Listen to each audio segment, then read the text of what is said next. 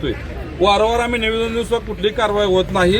म्हणून आज आमच्या सरकोली गावच्या सगळ्या माता भगिनी आहेत, सगळे आमचे सर्व सहकार्य या ठिकाणी निवेदन दिलेलं आहे. आम्ही त्यांना 3 ते 4 दिवसाची मुदत दिली आहे. जर 3-4 दिवसामध्ये आमच्या गावचे जे अवैध धंदे आहेत, मग दारू असेल तर आम्ही स्वतः या ठिकाणी कार्यालयाला येऊन कुलूप लावल्याशिवाय राहणार नाही. या ठिकाणी असं त्या पद्धतीने आम्ही निवेदन दिलेलं आहे. महिलांना बाहेर पडावं लागतं, एवढं मस्तवाल झालेत का अवैध धंदेवाले? आणि कुणाचा राजकीय काय वरद हस्त आहे असं काय त्या वाटतं? व्यवसायाला राजकीय हस्त आहे. तिथले काय गावचे पुढारी सुद्धा त्याला पाठिंबा देत आहेत. खरं तर ह्या दारूमुळं मटक्यामुळं अनेकांनी जमिनी विकलेल्या आहेत.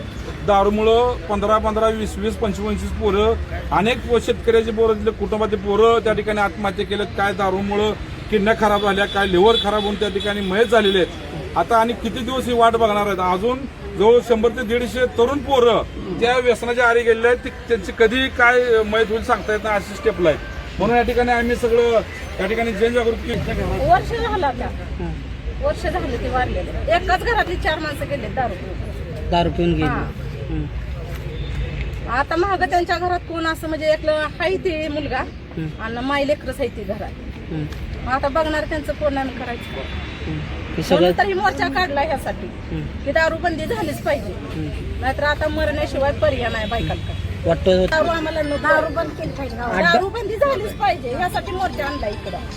अड्डवाल्याला काय सांगाल? अड्डावाल्यांना काय हा रोज दारू पिऊन आम्हाला रोज भांडायचं. वाईट वाटत असेल कुठं तर? रोज आम्हाला जेवण सुद्धा करायला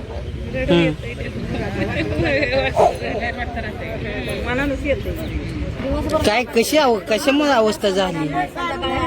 दारूमुळे. आमच्या सासूमाची पण भांडणं दारूमुळेच आहे. हा लेकाची बाजू त्यांनी घेते ते मला पण वाईट म्हणते. हा प्रपंच उद्ध्वस्त व्हायला लागला म्हणून. प्रपंच पूर्ण उद्ध्वस्त झाले. नाव सांगा. बर कशाला आला इथं? दारू पिऊन लय धिंगाणा करते ती. दारात दारूचं गंध, इकडं दारूचं गंध. लेकरं एकच लेकरू पितं बघा, त्याची 2 मुलं आहेत ती. त्या मुलाच्या बाहेर माझं लग्न होईना, आम्ही काय खाऊन जाऊ का तुला सोडून जाऊ? मग आम्ही कुठं जायचं? व तुकडं मागायला सुद्धा आम्हाला जायला दिसत नाही. कुठं जायचं? म्हणजे दारूचं एवढी पाक तुम्ही बंदी करा. केवढा आहे पोरग? पोरग आमचं मोठं आहे, म्हणजे 35 वर्षाचं पोरग आहे. हा सांभाळता या नाही? ती सांभाळत नाही पोरग.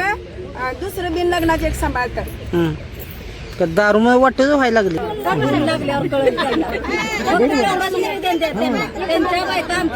दारूबंदीसाठी एवढा महिलांचा उत्स्फूर्त प्रतिसाद आम्हाला मिळाला.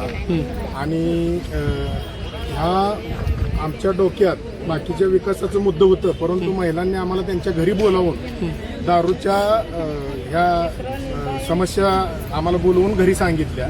आणि एवढ्या प्रचंड समस्या ऐकल्यानंतर आम्ही राजकारणाच्या पलीकडे जाऊन ह्याचा विचार केला.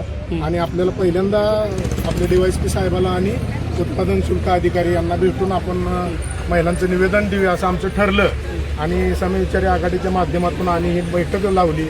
या बैठकीतून आम्ही महिलांचे प्रश्न जाणून घेतले. आणि आज इथं दगडे साहेब असतील किंवा राज्य उत्पादन शुल्कचे सर्व अधिकारी असतील यांना भेटून आम्ही हे निवेदन दिलं.